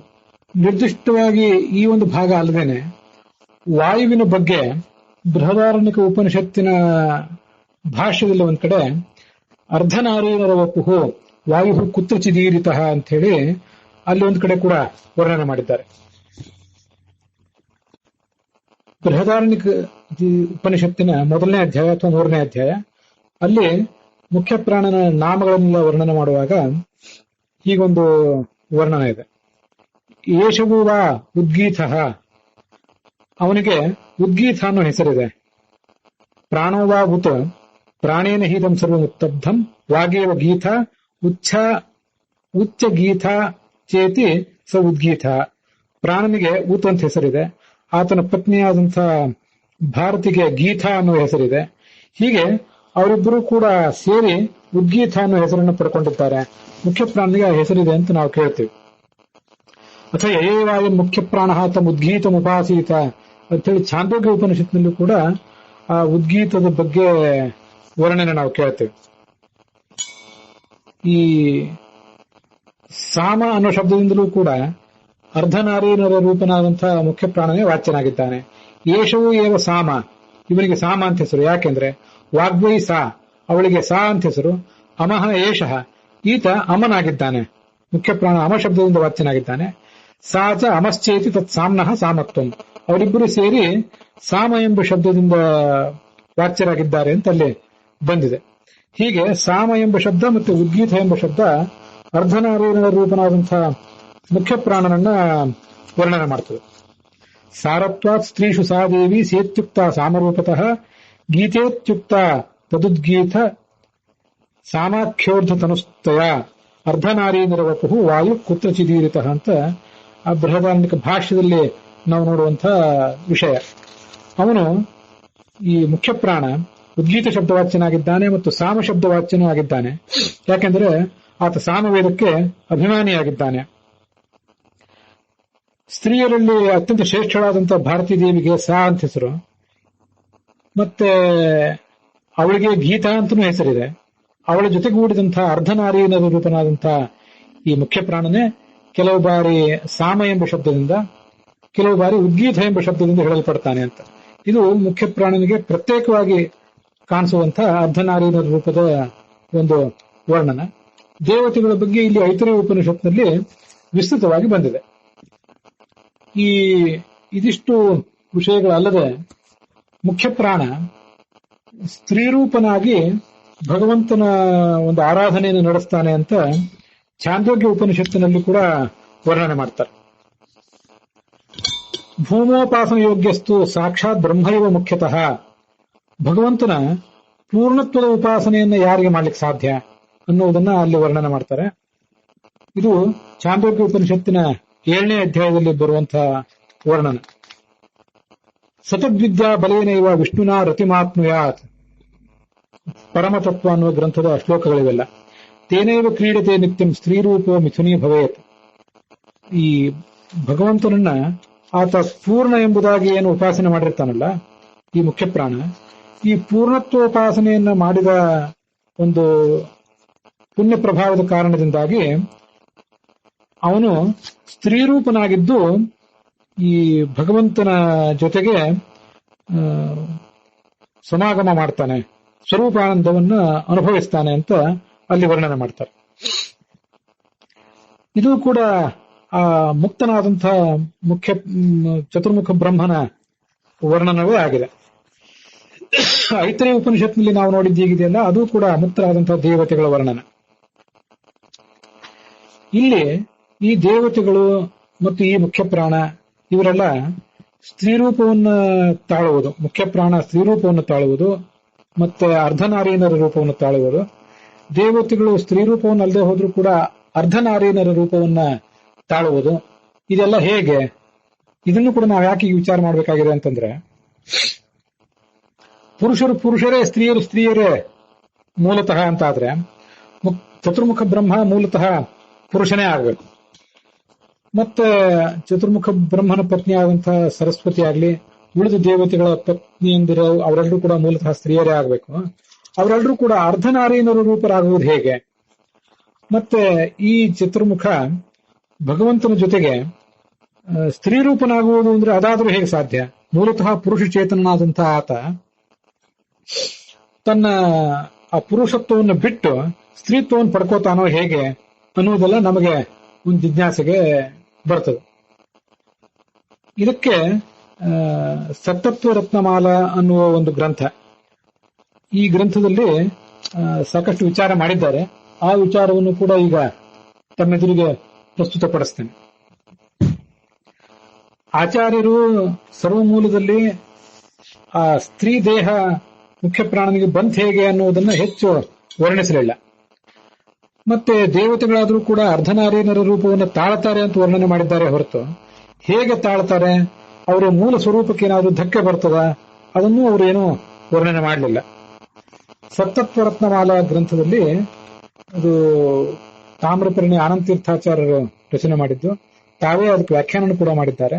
ಅದರಲ್ಲಿ 540ನೇ ಶ್ಲೋಕ ಹೀಗೆ: ಸ್ವಯಂಚ ಭೋಗ್ಯ ರೂಪ ಸನ್ ಸ್ವಾತ್ಮಾನಂ ಕಮಲಾಪತೋ ಸಮರ್ಪಯತಿ ಭುಂಕ್ತೆ ಚ ಸ್ವಮೇವ ದೇವತಾಸುಚ. ಈ ದೇವತೆಗಳೆಲ್ಲರೂ ಕೂಡ ಚತುರ್ಮುಖ ಬ್ರಹ್ಮನು ಹಿಡಿದು ಉಳಿದೆಲ್ಲ ದೇವತೆಗಳು ಕೂಡ ಹೂವಿನ ಹಾರ, ಗಂಧ, ಫಲ, ಪುಷ್ಪ ಇತ್ಯಾದಿ ರೂಪಗಳನ್ನು ತಾಳ್ತಾರೆ. ಒಬ್ಬೊಬ್ಬರು ಒಂದೊಂದು ರೂಪವನ್ನು ತಾಳ್ತಾರೆ. ಸ್ವಯಂ ಚತುರ್ಮುಖ ಬ್ರಹ್ಮನು ಕೂಡ ಕೌಸ್ತುಭದ ರೂಪವನ್ನು ತಾಳಿ ಭಗವಂತನ ಎದೆಯಲ್ಲಿದ್ದು ಅವನಿಗೆ ಸೇವಾ ಮಾಡ್ತಾನೆ. ಉಳಿದವರು ಕೆಲವರು ಹೂವಿನ ಹಾರದ ರೂಪದಲ್ಲಿ, ಗಂಧದ ರೂಪದಲ್ಲೆಲ್ಲ ಇದ್ದು ಸೇವಾ ಮಾಡ್ತಾರೆ. ಈ ಒಂದು ಅವಕಾಶ ಈ ಮುಖ್ಯ ಪ್ರಾಣನಿಗೆ, ಅವನು ಸ್ತ್ರೀ ರೂಪನಾಗಿಯೂ ಕೂಡ ಇದ್ದು ಈ ಭಗವಂತನ ಸೇವಾ ಮಾಡ್ತಾನೆ ಅಂತ. ಸ್ತ್ರೀ ರೂಪವು ಮಿಥುನಿ ಭೂಯತ್ ಅನ್ನೋದನ್ನು ಚಾಂದೋಗ್ಯ ಉಪನಿಷತ್ನಲ್ಲಿ ಉದ್ಧರಿಸಿದ್ದಾರೆ. ಮೂಲತಃ ಪುರುಷ ರೂಪನಾಗಿದ್ದರೂ ಕೂಡ ಕೌಸ್ತುಭಾದ್ಯ ಆಕಾರವನ್ನು ತಾಳುವುದು, ಹೂವಿನ ಹಾರ ಇತ್ಯಾದಿಗಳನ್ನು ತಾಳುವುದು, ಹಾರ ಇತ್ಯಾದಿ ಆಕಾರವನ್ನು ತಾಳುವುದು, ಹಾಗೆ ಸ್ತ್ರೀ ರೂಪವನ್ನು ಕೂಡ ತಾಳುವುದು ಅಂತ ಅದರ ಅರ್ಥ. ಈ ಯಾವನೇ ಒಬ್ಬ ದೇವತೆ ಒಂದು ಗಂಧದ, ಹೂವಿನ ಹಾರದ, ಹಣ್ಣಿನ, ಹೂವಿನ ಇತ್ಯಾದಿ ರೂಪವನ್ನೇನು ತಾಳ್ತಾನಲ್ಲ, ಆ ರೂಪವನ್ನು ತಾಳಿದ್ರೆ ಅದು ಅವರ ಮೂಲ ಪುರುಷತ್ವದ ಆಕಾರಕ್ಕೆ ವಿರೋಧಿ ಏನಲ್ಲ. ಹಾಗೆ ಮೂಲ ಸ್ತ್ರೀತ್ವದ ಆಕಾರಕ್ಕೂ ಯಾರು ದೇವತಾ ಸ್ತ್ರೀಯರು ಇಂಥದೇ ಗಂಧದ, ಹೂವಿನ ರೂಪವನ್ನು ತಾಳಿ ಭಗವಂತನಿಗೆ ಸೇವೆ ಮಾಡುವುದಾದ್ರೆ ಅದು ಅವರ ಮೂಲ ಸ್ತ್ರೀತ್ವ ಆಕಾರಕ್ಕೆ ವಿರೋಧಿಯೂ ಅಲ್ಲ.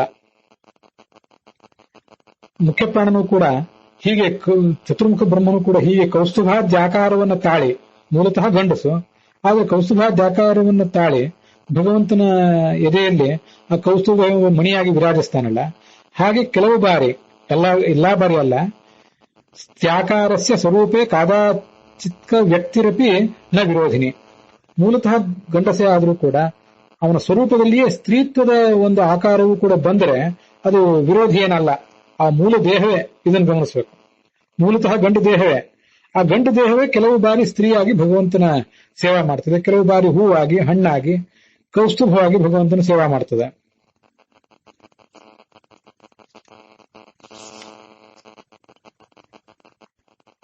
ಅಲ್ಲೊಂದು ಪ್ರಶ್ನವನ್ನು ಕೂಡ ಅವರು ಮಾಡ್ಕೊಂಡಿದ್ದಾರೆ.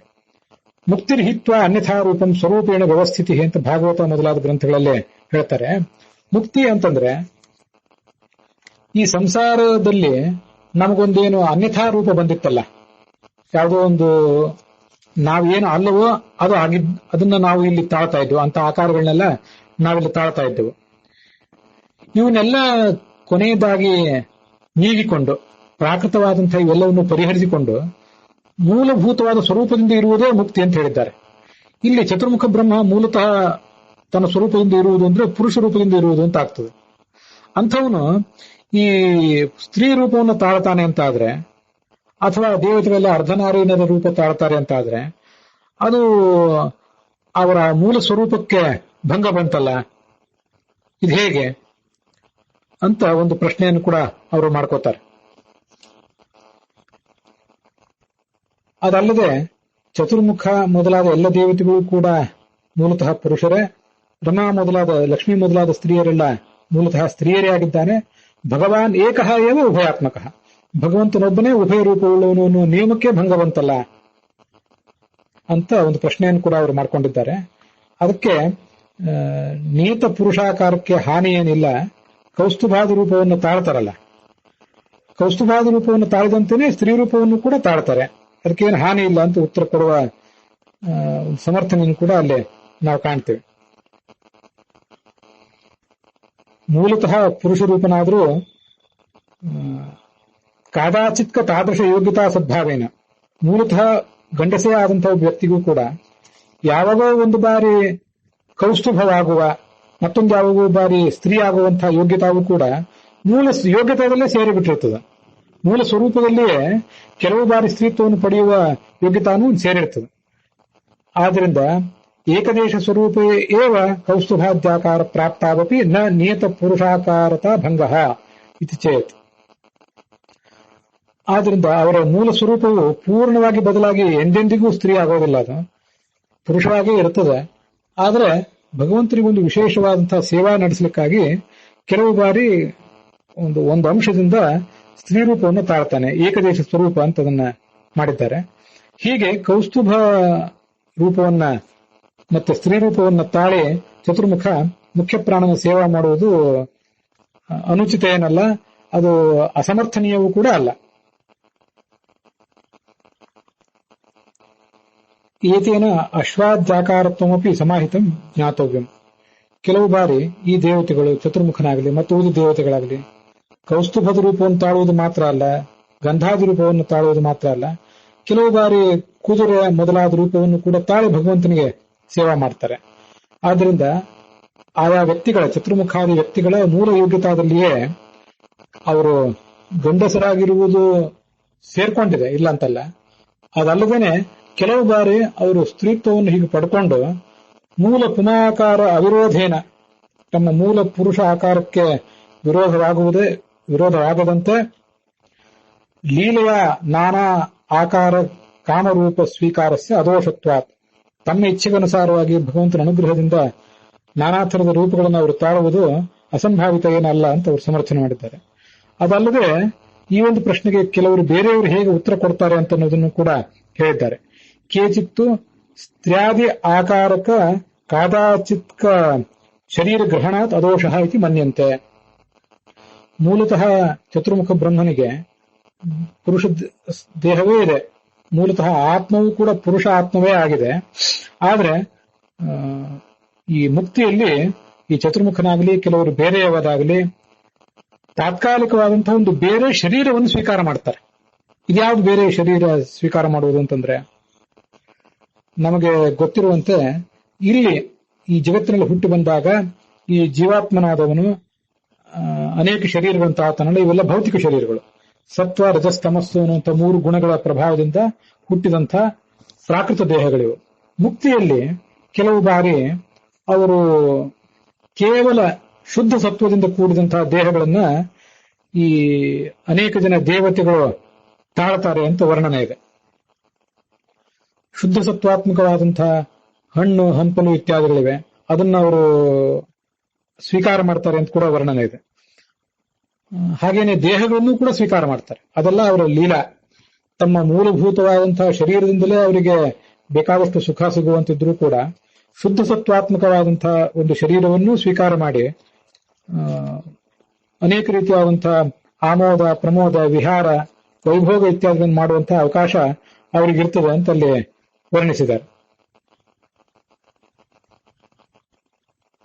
ಇದನ್ನೆಲ್ಲ ಈ ಸತತ್ವರತ್ನಮಾಲಾಕಾರರೇ ಇದೇ ಸತತ್ವರತ್ನಮಾಲಾದಲ್ಲಿ ಬೇರೆ ಬೇರೆ ಅಂಶಗಳಲ್ಲಿ ವರ್ಣನೆ ಮಾಡಿದ್ದಾರೆ. ಲಕ್ಷ್ಮೀ, ಈ 3 ಲೋಕಗಳು ಕೂಡ ಲಕ್ಷ್ಮೀ ರೂಪವೇ ಆಗಿವೆ. ಶ್ವೇತದ್ವೀಪ, ಅನಂತಾಸನ, ವೈಕುಂಠ ಇವೆಲ್ಲವೂ ಕೂಡ ಲಕ್ಷ್ಮೀ ರೂಪವೇ ಆಗಿವೆ ಅಂತ ಈಗ ವರ್ಣನೆ ಇದೆ. ಆ ಲಕ್ಷ್ಮೀ ರೂಪವೇ ಆದಂತಹ ಲೋಕದಲ್ಲಿ ಮುಕ್ತರಾದಂಥವರು ಹೇಗೆ ಸಂಚಾರ ಮಾಡ್ತಾರೆ? ಲಕ್ಷ್ಮೀ ದೇವಿಯ ಮೇಲೆ ಕಾಲಿಟ್ಟು ಅವರು ಓಡಾಡ್ತಾರ? ಲಕ್ಷ್ಮೀ ದೇವಿಗೆ ಅದು ಅವಮಾನ ಮಾಡಿದಂತ ಆಗ್ತದಲ್ಲ. ಅವರು ಅನೇಕ ಬಾರಿ ಹಣ್ಣು ಹಂಪಲು ಹಾಲು ಅಮೃತ ಇತ್ಯಾದಿಗಳನ್ನು ಸ್ವೀಕಾರ ಮಾಡ್ತಾರೆ. ನೀರಿನಲ್ಲಿ ಸ್ನಾನ ಮಾಡ್ತಾರೆ ಅಂತೆಲ್ಲ ವರ್ಣನವಿದೆ, ಮುಕ್ತಿಗೆ ಸಂಬಂಧಪಟ್ಟಂತಹ ವರ್ಣನೆ. ಇದೆಲ್ಲ ಲಕ್ಷ್ಮೀಯಾತ್ಮಕವೇ ಆಗಿದ್ರೆ ಆ ಲಕ್ಷ್ಮೀ ರೂಪವಾದಂತಹ ಹಣ್ಣನ್ನೇ ಇವರು ತಿಂದಂಗಾಯ್ತಲ್ಲ. ಲಕ್ಷ್ಮೀ ದೇವಿಗೆ ಅನೇಕ ರೂಪವಾಗಿ ಅಪಚಾರ ಮಾಡಿದಂತಾಯ್ತಲ್ಲ. ಹೀಗೆ ಲೋಕಗಳು 3 ಕೂಡ ಲಕ್ಷ್ಮ್ಯಾತ್ಮಕವಾಗಿದ್ರೆ ಅಲ್ಲಿರುವಂತಹ ಮುಕ್ತರು ಆ ಲಕ್ಷ್ಮಿಯನ್ನೇ ತಮ್ಮ ಭೋಗಕ್ಕಾಗಿ ಬಳಸಿಕೊಂಡು ಅವಳಿಗೆ ಅಪಚಾರ ಮಾಡಿದಂತಾಯ್ತಲ್ಲ ಅಂತ ಒಂದು ಪ್ರಶ್ನೆಯನ್ನು ಕೂಡ ಕೈಗೆತ್ತಿಕೊಂಡಿದ್ದಾರೆ. ತಾಯಿಯ ತೊಡೆಯ ಮೇಲೆ ಮಕ್ಕಳು ಸಂಚರಿಸಿದ್ರೆ ಅದು ತಾಯಿ ಮಾಡುವಂತಹ ಅಪಚಾರ ಏನಲ್ಲ ಅಂತ ಒಂದು ಉತ್ತರವನ್ನು ಕೊಟ್ಟಿದ್ದಾರೆ. ಆ ಉತ್ತರ ಅಲ್ಲದೇನೆ ಆ ಮುಕ್ತಿಯಲ್ಲಿ ಮುಕ್ತರಾದಂತಹ ಜೀವರು ಶುದ್ಧ ಸತ್ವಾತ್ಮಕವಾದಂತಹ ಹಣ್ಣು ಹಂಪಲು ನೀರು ಹಾಲು ಅಮೃತ ಇತ್ಯಾದಿಗಳನ್ನು ಸ್ವೀಕಾರ ಮಾಡ್ತಾರೆ. ಶುದ್ಧ ಸತ್ವಾತ್ಮಕವಾದಂತಹ ನೀರಿನಲ್ಲಿ ಅವರು ಜಲಕ್ರೀಡೆ ಇತ್ಯಾದಿಗಳನ್ನು ಮಾಡ್ತಾರೆ ಅನ್ನುವಂಥ ಸಂಗತಿಯನ್ನು ವರ್ಣನೆ ಮಾಡಿದ್ದಾರೆ. ಇದು ಕೂಡ ಶಾಸ್ತ್ರ ಸಮ್ಮತವೇ ಆಗಿದೆ. ಆದರೆ ಆಚಾರ್ಯರು ಯಾವ ಉತ್ತರವನ್ನ ಅಭಿಪ್ರಾಯಪಟ್ಟಿದ್ದಾರೆ ಅಂತ ನಾವು ತೀರ್ಮಾನ ಮಾಡುವುದು ಕಷ್ಟ. ಆಚಾರ್ಯರು ಸ್ಪಷ್ಟವಾಗಿ ಯಾವುದೋ ಒಂದು ವಿಷಯದ ಬಗ್ಗೆ ನಿರ್ಣಯ ಹೇಳದೇ ಇದ್ದಾಗ ನಮಗೆ ಇಂಥ ಗೊಂದಲಗಳಾಗುವುದು ಸಹಜ. ಒಬ್ಬೊಬ್ಬರು ಒಂದೊಂದು ರೀತಿಯಾದಂತಹ ಉತ್ತರ ಕೊಡುವುದು ಸಹಜವೇ. ಆದ್ರೆ 2 ಉತ್ತರಗಳು ತಪ್ಪಲ್ಲ. ಶುದ್ಧ ಸತ್ವಾತ್ಮಕವಾದ ಶರೀರವನ್ನು ಸ್ವೀಕಾರ ಮಾಡ್ತಾರೆ ಅಂತ ಬ್ರಹ್ಮಸೂತ್ರ ಭಾಷ್ಯದಲ್ಲಿಯೇ ವ್ಯಾಸರು ಬ್ರಹ್ಮಸೂತ್ರಗಳಲ್ಲಿ ಹೇಳಿದ್ದಾರೆ. ಭಾಷ್ಯದಲ್ಲಿ ಕೂಡ ಅದನ್ನು ವಿವರಿಸಿದ್ದಾರೆ. ಅದರ ಶ್ಲೋಕಗಳನ್ನ ಹೇಳಲಿಕ್ಕೆ ನನಗೆ ಈಗ ನೆನಪಿಗೆ ಬರ್ತಿಲ್ಲ. ಹೀಗೆ ತಮ್ಮ ಮೂಲಭೂತ ಶರೀರಗಳಲ್ಲದೆ ಶುದ್ಧ ಸತ್ವಾತ್ಮಕವಾದ ಶರೀರಗಳನ್ನು ಅವರು ಸ್ವೀಕಾರ ಮಾಡ್ತಾರೆ ಅಂತ ಅನ್ನುವುದು ಶಾಸ್ತ್ರ ಸಮ್ಮತವೇ ಆಗಿದೆ. ಅನೇಕ ಜನ ಟಿಪ್ಪಣಿಕಾರರು ವ್ಯಾಖ್ಯಾನಕಾರರಿಗೂ ಕೂಡ ಅದೆಲ್ಲ ಸಮ್ಮತವೇ ಆಗಿದೆ. ಆದ್ರಿಂದಲೇನೆ ಈ ಚತುರ್ಮುಖ ಕೆಲವು ಬಾರಿ ಸ್ತ್ರೀ ರೂಪವನ್ನು ತಾಳುವುದು ಅಥವಾ ಭಗವಂತನಿಗೆ ಪೂಜಾರೂಪವಾಗಿ ತಾನೇ ಅನೇಕ ಪೂಜೋಪಕರಣಗಳ ರೂಪವನ್ನು ತಾಳುವುದೇನಿದೆ ಅದೆಲ್ಲ ಶುದ್ಧ ಸತ್ವಾತ್ಮಕವಾದ ಮತ್ತೊಂದು ರೂಪವನ್ನು ತಾಳಿ ಮಾಡ್ತಾನೆ ಅಂದ್ಕೊಂಡು ತಿಳ್ಕೊಳ್ಬಹುದು. ಆಗ ಮೂಲತಃ ಆತ ಪುರುಷ ಏನಿರ್ತಾನೆ, ಅವನ ಆತ್ಮ ಏನು ಪುರುಷ ಆತ್ಮ ಇರ್ತದೆ, ಆ ಜೀವ, ಅದರ ಪುರುಷತ್ವಕ್ಕೆ ಭಂಗ ಬರೋದಿಲ್ಲ. ಹೊರಗಿನ ದೇಹ ಅದು ಮಾತ್ರ ಶುದ್ಧ ಸತ್ವಾತ್ಮಕವಾದ ದೇಹ, ಅದರಿಂದಲೇ ಸ್ತ್ರೀತ್ವವನ್ನ ಆ ದೇಹದಲ್ಲಿ ಆತ ಪಡೆದಿದ್ದಾನೆ ಅಂತ ತಿಳ್ಕೊಳ್ಬಹುದು. ಹಾಗೇನೆ ಸರ್ವೇ ದೇವ ಸಭಾರ್ಯಾಶ್ಚ, ಇವರೆಲ್ಲ ತಮ್ಮ ತಮ್ಮ ಪತ್ನಿಯ ಜೊತೆಗೆ ಏಕೀಭಾವವನ್ನು ತಾಳಿ ಅರ್ಧನಾರೀನರ ರೂಪರಾಗಿ, ಇದನ್ನು ಗಮನಿಸಿ, ಒಬ್ಬ ದೇವತೆ ನಮ್ಮ ಎದುರಿಗೆ ನಡ್ಕೊಂಡು ಬರ್ತಾ ಇದ್ರೆ ಆತನ ಒಂದು ಭಾಗ ಪುರುಷ ಆಗಿರ್ತದೆ, ಮತ್ತೊಂದು ಬಾರಿ ಸ್ತ್ರೀ ಆಗಿರ್ತದೆ. ಅಲ್ಲಿಯೂ ಕೂಡ ಇಂಥ ವಿಶಿಷ್ಟವಾದಂತಹ ಸಂಗತಿ ಇದೆಯಲ್ಲ. ಒಬ್ಬ ಇಂದ್ರ ಮುಕ್ತನಾಗಿದ್ದಾನೆ, ಶಚಿಯು ಕೂಡ ಆತನ ಜೊತೆಗೆ ಮುಕ್ತಳಾಗಿದ್ದಾಳೆ ಅಂತಿದ್ದಾಗ ಇಂದ್ರನ ಸ್ವರೂಪ ದೇಹ ಅದು ಬೇರೆನೇ ಇರ್ತದೆ, ಶಚಿ ಸ್ವರೂಪ ದೇಹ ಅದು ಬೇರೆನೇ ಇರ್ತದೆ. ಯಾಕಂದ್ರೆ ಮೂಲತಃ ನೈಸರ್ಗಿಕವಾಗಿ ಅನಾದಿ ಕಾಲದಿಂದಲೂ ಅವರಿಬ್ಬರ ಆತ್ಮವು ಕೂಡ ಬೇರೆ ಬೇರೆನೇ ಆಗಿದೆ. ಆ ಸ್ವರೂಪ ದೇಹದಿಂದಲೇ ಅವರು ಮುಕ್ತಿಯಲ್ಲಿರ್ತಾರೆ. ಆದ್ರೆ ಇಲ್ಲಿ ಬಂದಾಗ ಆ ಇಂದ್ರಾದಿಗಳು ಮತ್ತೆ ಶೇಷಾದಿಗಳು ಗರುಡಾದಿಗಳು ಇವರೆಲ್ಲ ಅರ್ಧನಾರೀನ ರೂಪವನ್ನು ತಾಳ್ತಾರೆ ಅಂತಂದ್ರೆ ಒಂದೇ ಶರೀರವನ್ನು ಮಾಡ್ಕೊಳ್ತಾರೆ. ಆ ಒಂದೇ ಶರೀರದಲ್ಲಿ ಒಂದ್ ಕಡೆ ಗಂಡಸಿನ ಭಾಗ ಇರ್ತದೆ, ಮತ್ತೊಂದ್ ಕಡೆ ಹೆಂಗಸಿನ ಭಾಗ ಇರ್ತದೆ.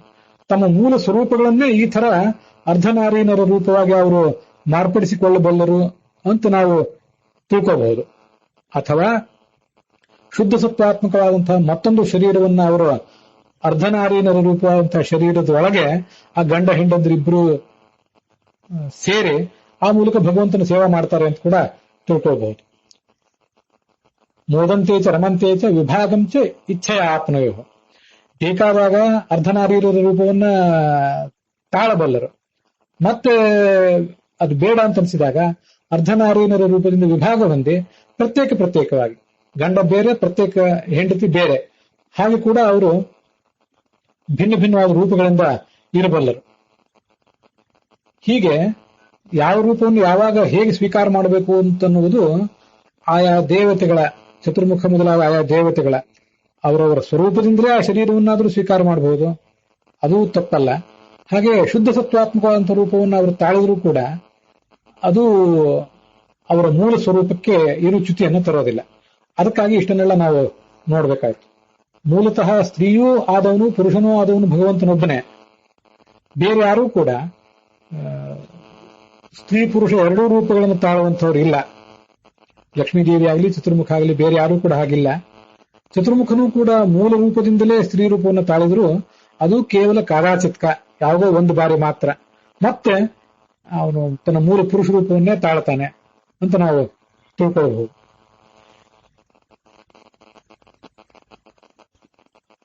ಭಗವಂತನ ಅರ್ಧನಾರೀನರ ರೂಪಗಳ ಬಗ್ಗೆ ನೋಡಿದ್ವಲ್ಲ, ಅದು ಕೂಡ ಎರಡು ರೀತಿಯಾಗಿರ್ತದೆ ಅಂತ ನನ್ನ ಒಂದು ಊಹೆ. ಅದನ್ನ ಇಲ್ಲಿ ಐತರೇಯ ಉಪನಿಷತ್ ಭಾಷ್ಯದಲ್ಲೇ ಏಷ ನಾರಾಯಣೋ ದೇವ ಅಂತ ಈಗೇನು ಶ್ಲೋಕ ನೋಡಿದ್ವಿ, ಅದಕ್ಕಿಂತ ಹಿಂದೆ ಬರುವಂತಹ ಕೆಲವು ಶ್ಲೋಕಗಳು.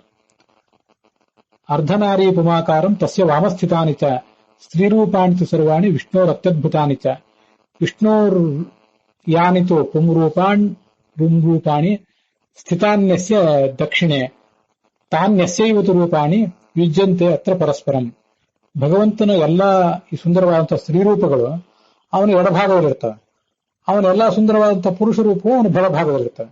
ಹೀಗೆ ಅರ್ಧನಾರೀನರ ರೂಪವನ್ನು ಆತ ತಾಳಿದಾಗ ಎಡಭಾಗದಲ್ಲಿಯೂ ತಾನೇ ಇರ್ತಾನೆ, ಬಲಭಾಗದಲ್ಲಿಯೂ ತಾನೇ ಇರ್ತಾನೆ. ಬಲಭಾಗದಲ್ಲಿ ಪುರುಷನಾಗಿ ಎಡಭಾಗದಲ್ಲಿ ಸ್ತ್ರೀಯಾಗಿರ್ತಾನೆ ಅಂತ ಅದು ಆ ಅರ್ಧನಾರೀನರ ತಂತ್ರ ಅನ್ನೋದ್ರಿಂದಲೇ ನಮ್ಗೆ ಗೊತ್ತಾಗ್ತದೆ. ಇದಲ್ಲದೆ ಹರಿವಂಶದಲ್ಲಿ ದಕ್ಷಿಣಾಭಿಸ್ತಹೈವೈತನ್ ಮದಧಸ್ತಾ ಜಗತ್ಸದ ಧನ್ಯಾಶ್ಚರ್ಯೋಹಮೇವೈಕೋ ಮಿತ್ರಂ ಮೇ ದಕ್ಷಿಣಾರಮ ಅಂತ ಒಂದು ಶ್ಲೋಕ ಏನು ಕೇಳಿ ಬರ್ತದಲ್ಲ, ಅದಕ್ಕನುಸಾರವಾಗಿ ಕೂಡ ಈ ತಾತ್ಪರ್ಯ ನಿರ್ಣಯದ 20ನೇ ಅಧ್ಯಾಯದ 74ನೇ ಶ್ಲೋಕದಲ್ಲಿ ಸಾ ದಕ್ಷಿಣಾಮಾಯಿನಿ ದೇವತಾ, ಯಜ್ಞದಲ್ಲಿ ಏನು ದಕ್ಷಿಣ ಕೊಡ್ತಾರೆ ಅದಕ್ಕೆ ಅಭಿಮಾನಿಯಾದಂತಹ ಈ ಲಕ್ಷ್ಮೀದೇವಿ ಸಾತ ಸ್ಥಿತ ಬಹುರೂಪ ಮದರ್ಧ, ಅನೇಕ ರೂಪಗಳನ್ನು ಅವಳು ತಾಳ್ತಾಳೆ, ನನ್ನ ಅರ್ಧ ರೂಪಳಾಗಿ ಕೂಡ ಅವಳಿದ್ದಾಳೆ. ವಾಮಾರ್ಧೋಮೇ ತತ್ಪ್ರವಿಷ್ಟು ಯಥೋಹಿ, ಅವಳ ಎಡಭಾಗದಲ್ಲಿ ನನಗೆ ಇದ್ದಾಳೆ, ಬಲಭಾಗದಲ್ಲಿ ನಾನಿದ್ದೇನೆ. ಹೀಗೆ ದಕ್ಷೇ ಇನಃ ಯಸ್ಯಾಹಸ, ದಕ್ಷದಲ್ಲಿ ಅಂದ್ರೆ ಬಲಭಾಗದಲ್ಲಿ ಇನ ಈ ಪ್ರೀತಮನಾದಂತಹ ನಾರಾಯಣ ಇರುವುದರಿಂದ ಅವಳಿಗೆ ದಕ್ಷಿಣ ಅನ್ನುವ ಹೆಸರು ಇದೆ ಅಂತ ಹೇಳಿದ್ದಾರೆ. ತಥೋಹಂಸ್ಯಾಂ ಅರ್ಧನಾರಾಯಣ ಆಖ್ಯ, ನಮಗೆ ಸತ್ಯನಾರಾಯಣ, ವೀರನಾರಾಯಣ ಇತ್ಯಾದಿ ಎಲ್ಲ ಗೊತ್ತಿದೆ. ಅರ್ಧನಾರಾಯಣ ಅನ್ನೋ ಒಂದು ಹೆಸರನ್ನು ಕೂಡ ಭಗವಂತನಿಗೆ ಅಲ್ಲಿ ಹೇಳಿದ್ದಾರೆ. ಹೀಗೆ ಈ ಅರ್ಧನಾರಾಯಣ ಅನ್ನೋದೇನಿದೆಯಲ್ಲ, ಒಂದು ಕಡೆ ಪರಮಾತ್ಮ, ಮತ್ತೊಂದು ಕಡೆ ಲಕ್ಷ್ಮಿ. ಇಲ್ಲಿ ಹೇಳಿರುವಂತಹ ಅರ್ಧನಾರಾಯಣರ ರೂಪ, ಐತರೇಯ ಉಪನಿಷತ್ನಲ್ಲಿ ಹೇಳಿರುವಂತಹ ಅರ್ಧನಾರಾಯಣರ ರೂಪ ಅಲ್ಲಿ ಬಲಭಾಗದಲ್ಲೂ ಎಡಭಾಗದಲ್ಲೂ ಎರಡೂ ಕಡೆ ಸ್ತ್ರೀ ರೂಪವೇ ಇದೆ. ಭಾಗವತ ತಾತ್ಪರ್ಯದಲ್ಲಿ ಈ ದಕ್ಷಿಣಾದೇವಿಯನ್ನೇ ವರ್ಣನೆ ಮಾಡುವಾಗ ವಿಷ್ಣುನ ರತಿಯೋಗಸ್ಥ ದಕ್ಷಿಣಾಖ್ಯಾಪಿ ಸೈವತು, ಭಗವಂತನ ಜೊತೆಗೆ ರತಿಯೋಗದಲ್ಲಿ ಅವಳಿದ್ದಾಳೆ, ಅವಳನ್ನೇ ದಕ್ಷಿಣ ಅಂತ ಹೀಗೆ ಹೇಳ್ತಾರೆ ಅಂತ ವರ್ಣಿಸಿದ್ದಾರೆ. ಇದು ಭಗವಂತನ ಕುರಿತಾಗಿ ಮತ್ತೆ ಚತುರ್ಮುಖನ ಕುರಿತಾಗಿ, ಉಳಿದೆಲ್ಲ ದೇವತೆಗಳ ಕುರಿತಾಗಿ ಮತ್ತೆ ಮನುಷ್ಯರ ಕುರಿತಾಗಿ ಇದೆಲ್ಲ ಆಯಿತು. ಚತುರ್ಮುಖ ಬ್ರಹ್ಮ ಸ್ತ್ರೀ ರೂಪವನ್ನು ತಾಳಿ ಭಗವಂತನ ಜೊತೆಗೆ ವಿಹರಿಸ್ತಾನೆ, ಸೇವಾ ಮಾಡ್ತಾನೆ ಅಂತ ಪ್ರಮಾಣ ಇದೆ ಚಾಂದೋಗ್ಯ ಉಪನಿಷತ್ನಲ್ಲಿ. ಆದರೆ ದೇವತೆಗಳ ವಿಷಯದಲ್ಲಿ ಅಂಥ ಪ್ರಮಾಣ ಏನು ಇಲ್ಲ, ಆದ್ರಿಂದ ಅದನ್ನ ಯಾವ ಶಾಸ್ತ್ರಕಾರರು ಕೂಡ ವರ್ಣನೆ ಮಾಡಲಿಲ್ಲ. ಸಪ್ತತ್ವರತ್ನಮಾಲಾಕಾರರು ಕೂಡ ಸ್ತ್ರೀ ರೂಪಂ ನ ದೇವಾನಾಂ ಪ್ರಮಿತಂ, ದೇವತೆಗಳು ತಾವು ಸ್ತ್ರೀ ರೂಪವನ್ನು ತಾಳ್ತಾರೆ ಅನ್ನೋದಕ್ಕೆ ಪ್ರಮಾಣ ಇಲ್ಲ. ಅರ್ಧನಾರಾಯಣನ ರೂಪವನ್ನು ತಾಳ್ತಾರೆ ಅನ್ನೋದಕ್ಕೆ ಮಾತ್ರ ನಮಗೆ ಪ್ರಮಾಣ ಕಾಣಿಸ್ತದೆ.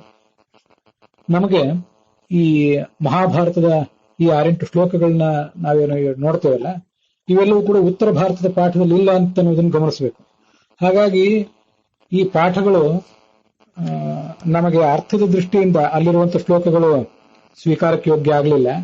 ಅದಕ್ಕಾಗಿ ಲಕ್ಷಾಲಂಕಾರ ಅದನ್ನ ಬಹಳ ಎಚ್ಚರಿಕೆಯಿಂದ ಜಾಣ್ಮೆಯಿಂದ ವ್ಯಾಖ್ಯಾನ ಮಾಡಿದೆ.